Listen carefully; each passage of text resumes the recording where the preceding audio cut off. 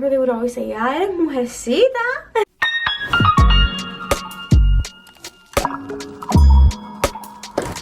Hey guys, welcome back to my channel. It's me, Tesa, or Tesa.ma on Instagram.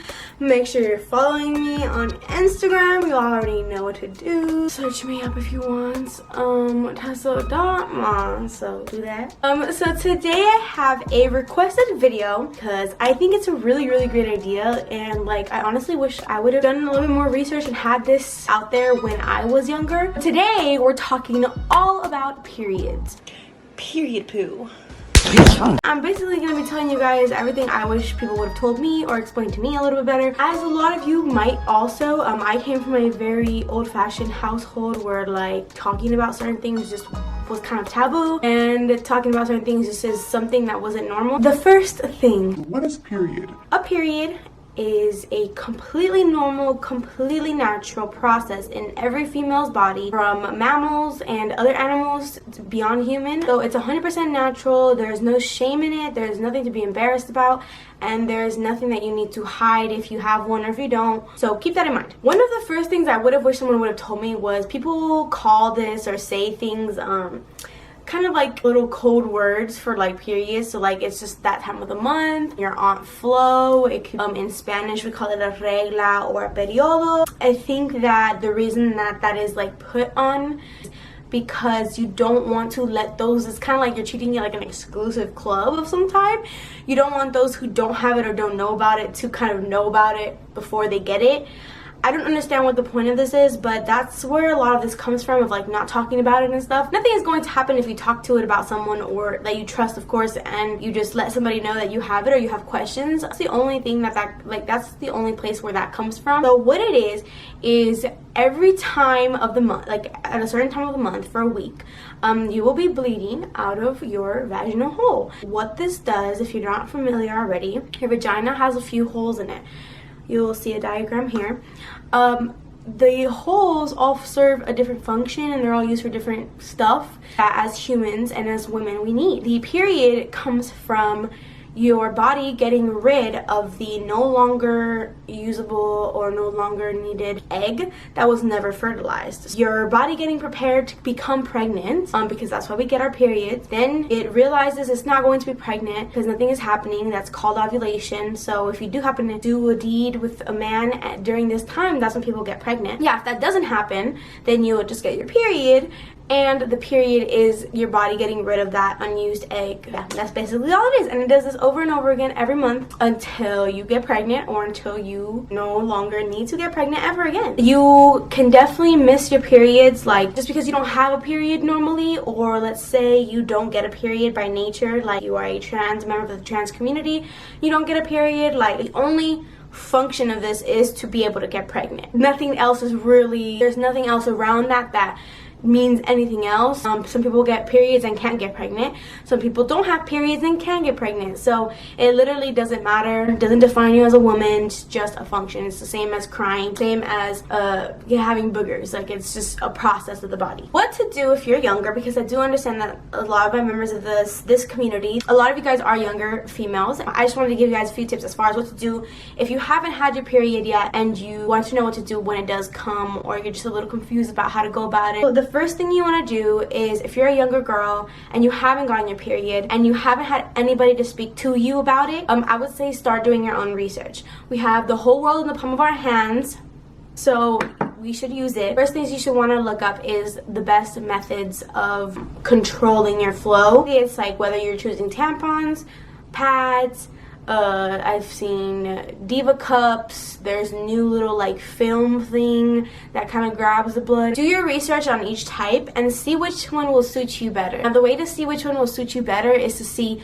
what are you most comfortable with? What do you already do that might make the process easier for when that happens? So if you're someone who doesn't like to put foreign objects in your body, you can't even stand contacts, if you don't like being uncomfortable, you're just someone who does not like to deal with discomfort, I would say go for the more conventional fashion methods, which are pads. Now that, I'll tell you the benefits and the cons to that. Pads are a great way to deal with everything. I definitely think it should be the first thing you use when you are becoming a lady, I guess you could say, just because it's the easiest and the least that you can F up, if that makes sense. You can't really mess it up too much, but like it's the least that you can mess up, if that makes sense. I don't know. The second method is tampons. Of course, we all know what tampons are. Unless you don't, a tampon is basically a light absorbent piece of material that is safe to go inside your vagina, and it will basically collect the blood,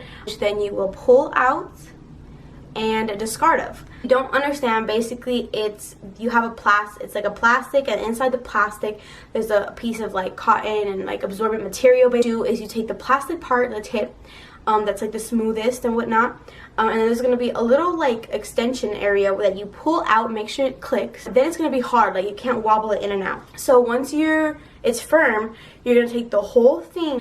So here's the whole thing, here's your hole, okay? You're going to stick it into a certain point to where you're comfortable.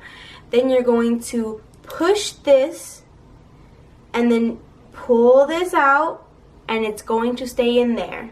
Now you're gonna think it's not gonna stay in there. You're gonna feel like, oh no, I'm doing it. It's gonna take a few times before you get it right. And the main thing for that method is just make sure you're able to take it out, and make sure you feel comfortable with doing that fast enough and hygienic enough and efficient enough for when you're out and about. If you're not able to do that and you're not able to like comfortably take it out and you don't feel comfortable to do it by yourself and stuff, don't use that method. Then the last one that I have personally tried out and I did like, however it is definitely not for everybody, a diva cup, or again that whole insert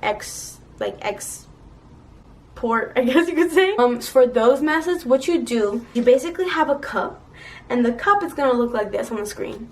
That cup is able to be folded and bended and all things. So when you're in a comfortable position at the beginning of the day, you take that cup, you squish it, then you put it in your hole, like the vaginal hole where you will be bleeding from. Then you position it in there. So here's the cup.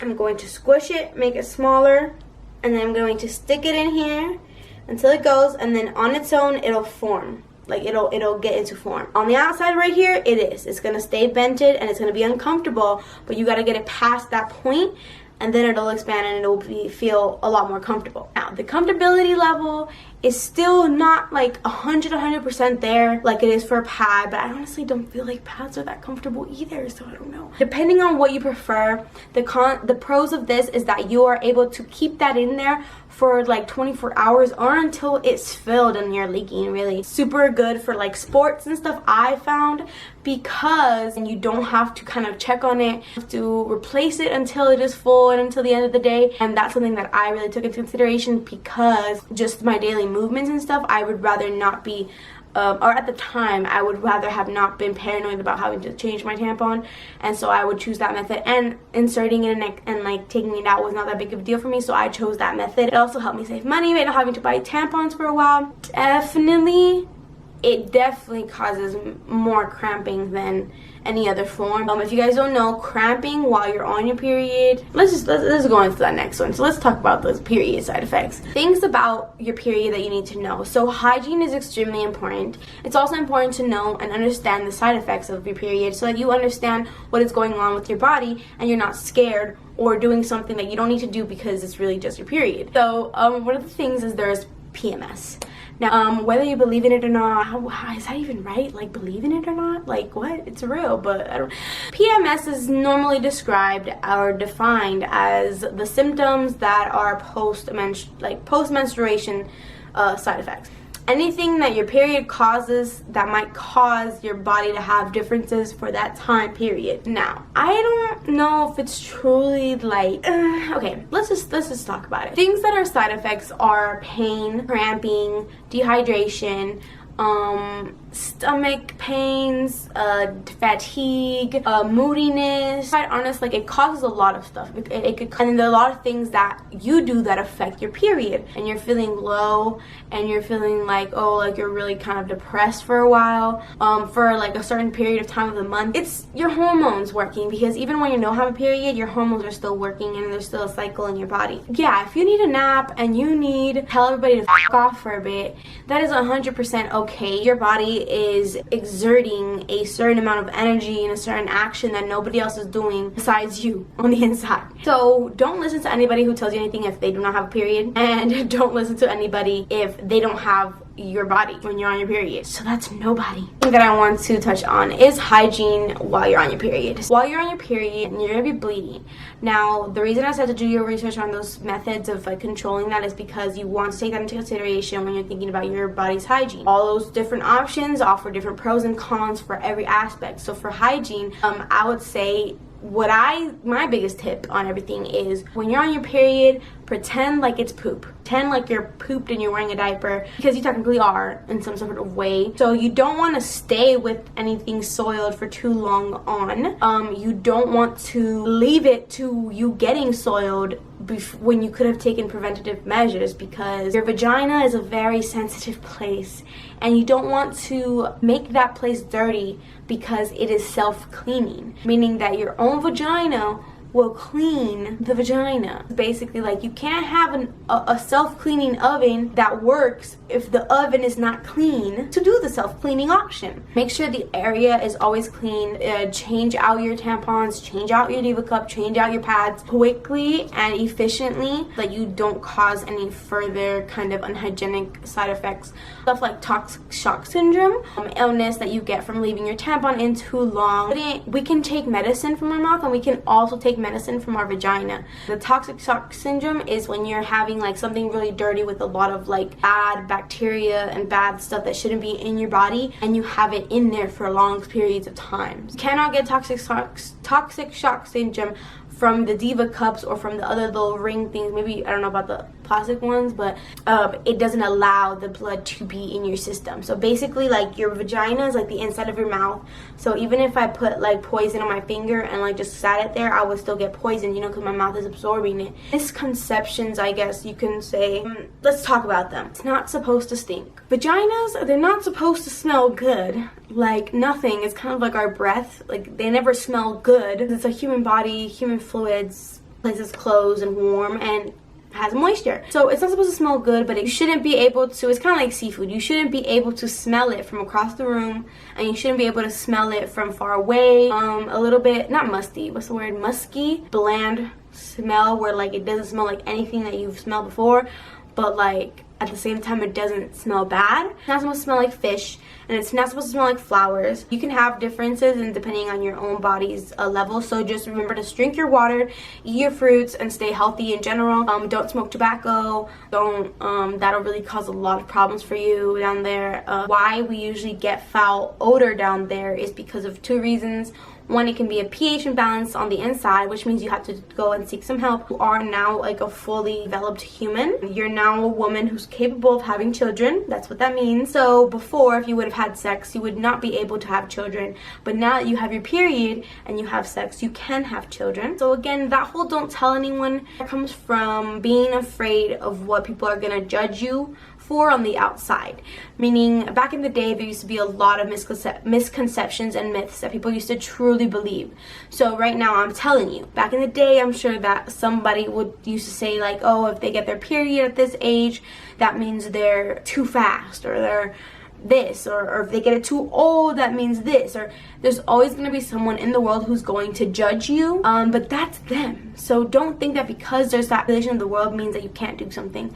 Telling someone who you trust and you truly know that they are not going to judge you, I guess you could say. You're able to talk to it about them. I encourage it as long as it's a safe space. Your cycles can sync. So yes, your cycles actually can sync with people.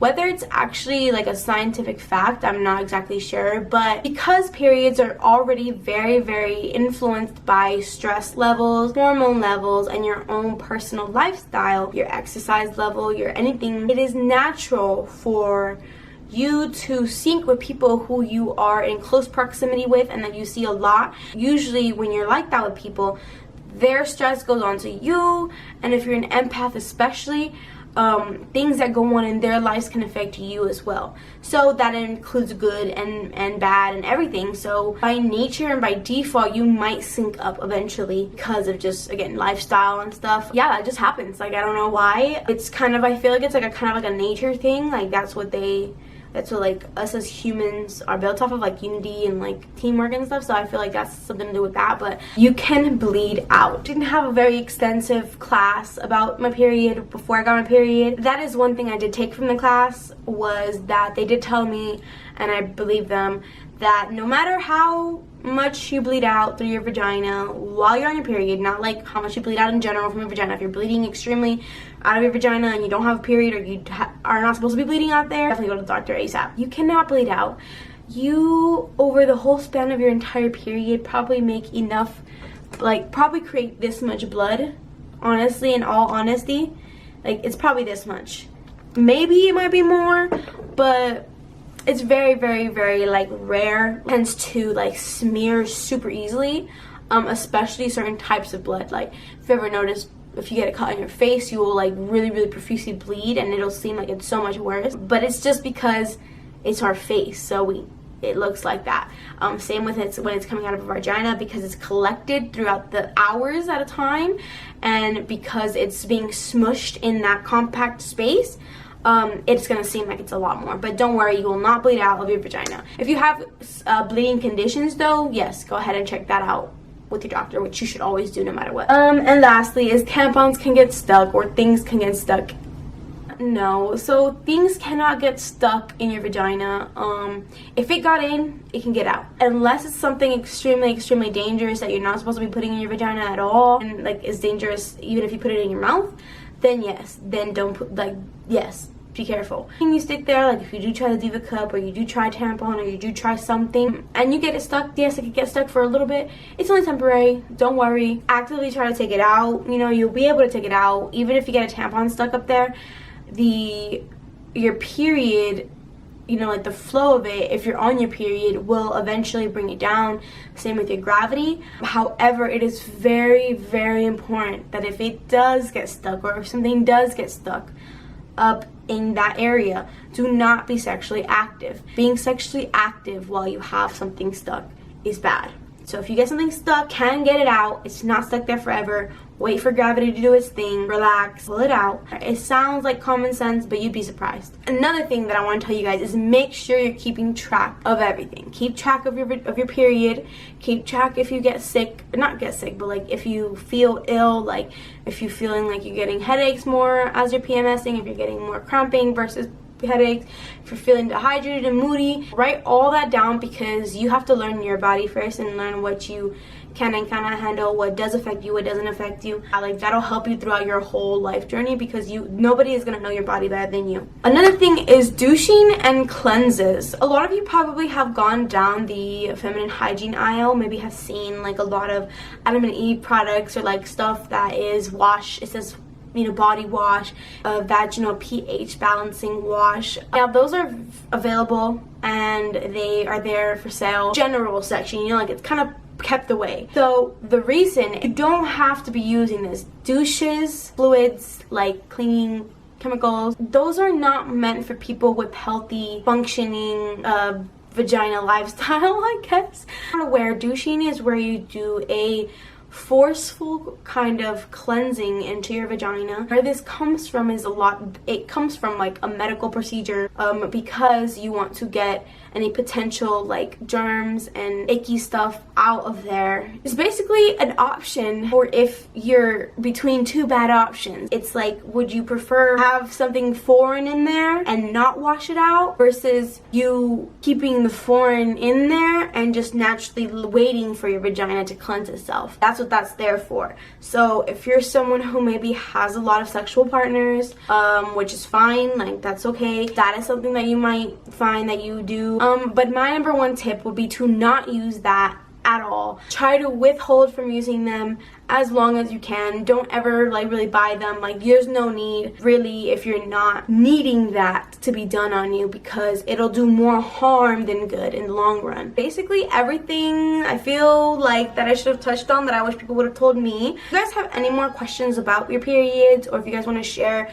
the first time you guys ever had your periods, go ahead and let me know in the comment below. I personally got my period when I was 15 years old. I know everybody has different age and it really doesn't doesn't matter. Like, so if you guys want to share when you guys got it, go ahead and let me know down below. And if you guys have any more questions, or if you haven't gotten your period yet, also let me know down below. But yeah, if you have any more questions at all, definitely let me know. Hope you guys are staying safe, wearing your mask, be good, be positive. I really appreciate all of your support. Thank you so much for liking and commenting on my videos. Really appreciate every single one of you guys who send me messages on Instagram, any single one of you guys who have ever given me a YouTube idea that you wanted me to express or something. But yeah, we're literally on the road to 3K, so you guys make sure you're subscribing and sharing with your friends. Also follow me on TikTok, trying to find y'all on there too. I'll see you guys next time. Mwah.